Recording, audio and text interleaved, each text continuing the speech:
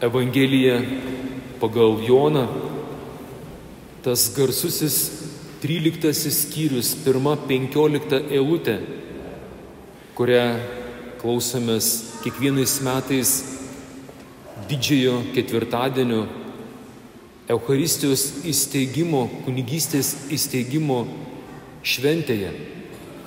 Mums primena tokį paprastą, labai žmogišką dalyką, kuriuo mūsų kūrėjas, mūsų viešpats per savo sūnų Jėzų nori su mumis pasidalinti.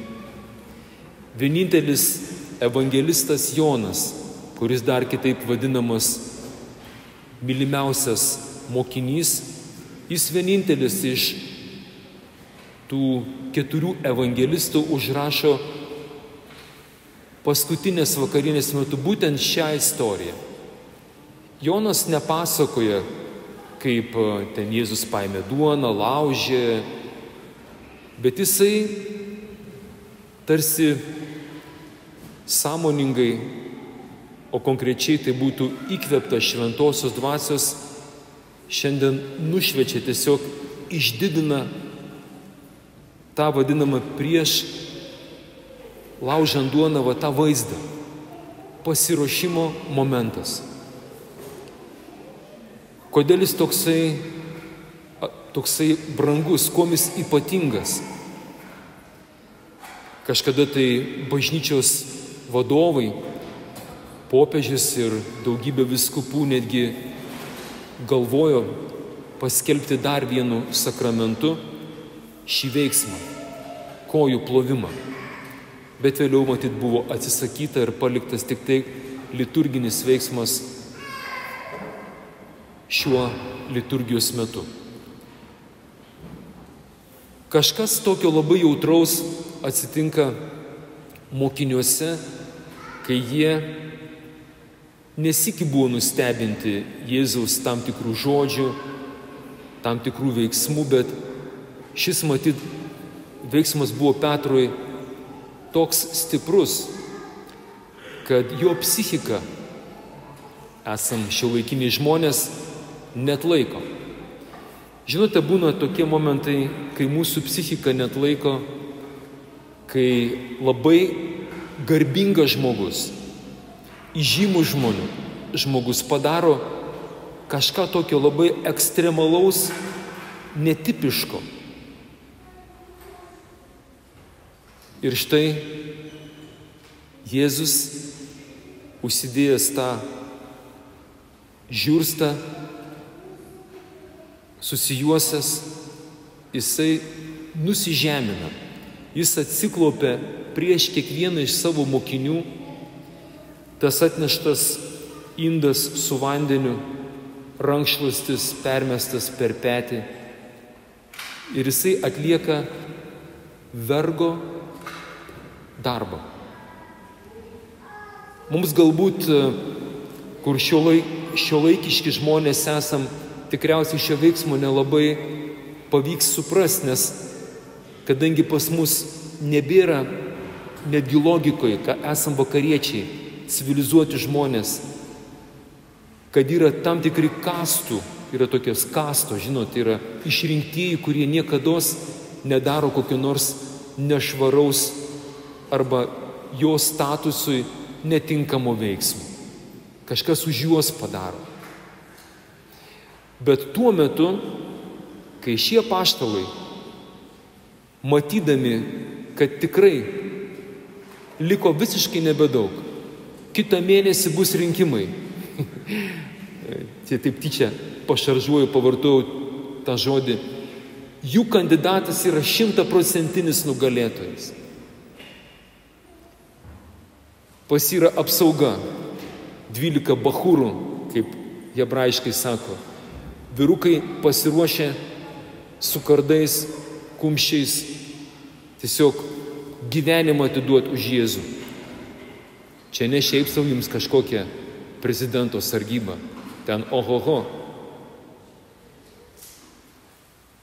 Ir štai šitie vyrai, tie bachūrai, nuo žodžio bachurim vyrukai, Jėzaus hebroj, hebra yra brolyje, hebrajų kalboje.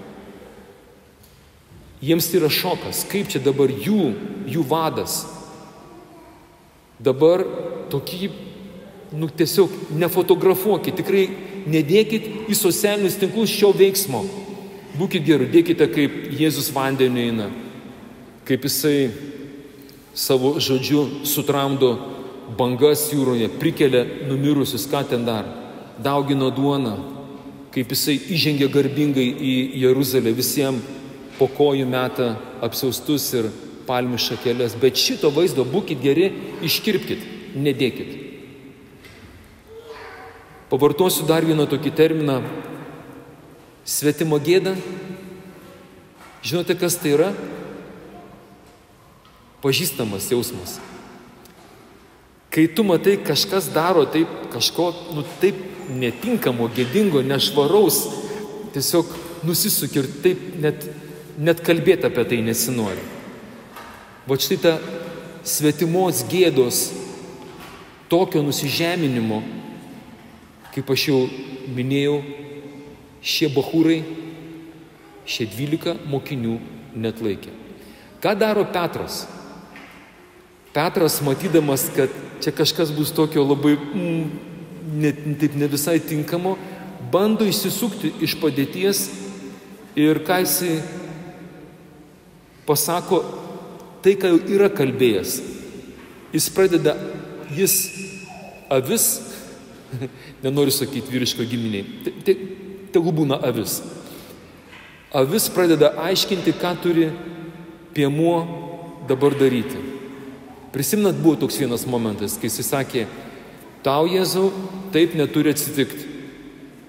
Ir tada jam Jėzus pasakė, šėtonė, eik šalin nuo manęs. Šioje vietoje Petras daro tą pačią klaidą. Žinot, mes dažnai padarom tas pačias, kai liaudis sako, kliurkas. Įminam į tą pačią minkštą tokią dėmę, žinote, kaip jinai vadinasi, ne kartą ir paskiau ilgai dar kvepia.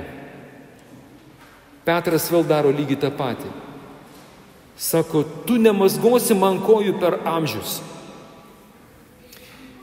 Kadangi vakaras, vakarienė, toks panašus kaip dabar šiandien Kretingoje, tiek to, Jėzus nepasakėm taip griežtai, eik šalin nuo manęs šėtonė. Jis truputį pasakė jam gražiau. Jei tavęs nenumazgosiu, neturėsi dalies su manimi. Tai yra lygiai tas pats. Pasiūsti, jeigu sako jeigu aš tau koją nenuplausiu, eik tu žinai kur. Aišku, ne paskui rusų laivą. Velniop. O taip. Ir Petras vis tiek negali susitaikyti. Jis tada, mes vyrai esam logikai. Mes turime 3-4 veiksmus į priekį. Čia vyrų yra. Bet tada įsijungia antrą kombinaciją. Antroji kombinacija netokia skaudi yra. Ir tada pasiūlo pereiti, kad Jėzus jį visą nupraustų. O tai jau netaip jau blogai. Kad taptų kaip socialinis darbuotojas, ką daro socialiniai darbuotojai, tikriausiai irgi jie plauna visą žmogų, ką daro gydytojai, slaugytojai, ligoniniai. Čia taip būtų biškutį švelniau. Ne. Jėzus nepasiduoda Petro, o tai reiškia su Petru, mūsų žmogiškai logikai.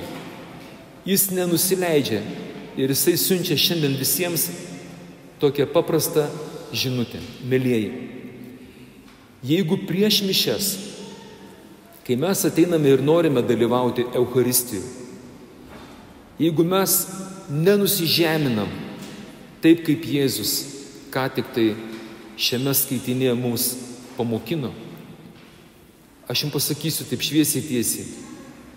Sakau jums, bet pirmiausiai man kaip kunigui, nežinau kaip kitiems kunigam. Aš nesu pasiruošęs švęsti mišių. Jeigu aš ateinu pasipūtęs, kad man tu, Jėzau, kojų čia dabar neplausi. O tai reiškia, kad šiuo gestu aš esu pats kviečiamas nuplauti kai kam kojas. Ai, kaip neskanu. O ypatingai, žinot, dar Petras Matigalas. O kaip su Judu? Jėzus lygiai taip pat, kaip plauna kojas Petrui, prieina prie savo išdaviko. Žinot, dar su saviškiais pusė bėdos. O kaip su priešu? Tu ryškiai žinai, kad jisai už kelių valandų jis tave išduos. Ar aš būsiu toks pat nusižeminęs ir toks pat teisingas ir savo priešams? Viešpats kviečia šiandien ir šioje vietoje pakeisti mąstymą. Taigi tas kojų nuplovimas, tas atsiklaupimas prieš kitą, jis mūsų logikai iki galo taip ir liks nesuprastas, todėl neįsitemkit. Nereikia rašyti disertacijų, apginti daktarato, knygos eilinės parašyti apie kojų plovimą. Nieko neišeis. Ir labai gilūs dalykai, kuriuos, kaip yra pasakęs Jėzus, kai kurie dalykai suprantami tik tai tiems, kam duota suprasti. Viešpats prašo nesusireikšminti, nesistengti suprasti, bet pasistengti pakartoti šitą veiksmą. Dabar pabaigai, kaip tai turėtų atrodyti kasdienybėj. O kasdienybėj tai atrodo taip. Jaunimus, kurie esate, taip pat ir šeimos nariai, čia vyrai, žmonos, vyresniai broliai, seseris. Pasistengkit kasdienybėj nepermesti strėlių ant kitų. Tuoj paaiškinsiu. Žinot, kaip būna? Klausyk, aš visą dieną dirbu. Galų gale aš turiu teisę atsisėsti ir normaliai pažiūrėti televizorių, poilsėti. Tu žmona, taigi nieko neveikia, čia su tais 2 vaikais. O aš dirbu. Galiu galbūt ir atsidaryti šalto alaus skardinę ir palikite mane ramybėj. O kodėl aš turėčiau indus dabar plauti?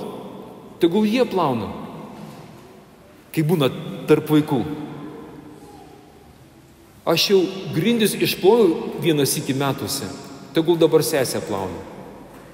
Ir taip toliau ir panašiai. O kodėl aš turėčiau dabar tą viršvalandį padirbti? Aš ir taip dirbu daugiau už visus. Tegul kiti ir dirba. Tegul kažkas šiukšlę pakelia einant mieste, juk aš jau 3 kartus pakėliau šiukšlę mūsų mieste. O kodėl aš turiu visada aukoti bažnyčiai? Tegul dabar tas kaimyns, tegul. Ir taip pasaka be galo. Čia yra Viešpats kviečia, tas nusižeminimas, tas kojų plovimas prasideda tiesiog čia, buityje. Nepermesk strėlių. Jis tarsi tave kibina, provokuoja. Tegul šios Velykos, kai jūs grįšite namo, taip pat šį žodį, kurį klausysitės, tegul tai būna naujo gyvenimo pradžia. Kaip sako Viešpas, pakeisk mąstymą, atsiverskite ir tikėkite Evangeliją. Čia yra revoliucija tavo prote. Daugiau niekados nepermetinėkit strėlių ant kitų, bet pasirinkite tą, kuris eilinį kartą, n-ąjį kartą, nebe tai, kad 10, 30, n-ąjį kartą vėl nusižemina ir daro tą namų darbą, kurio nesinorėtų daryti. Mielieji, Jėzaus žodis. Aš jums daviau pavyzdį, kad ir jūs darytumėte, kaip aš jums dariau. Ir visi atsakom, dar sykį garsiau.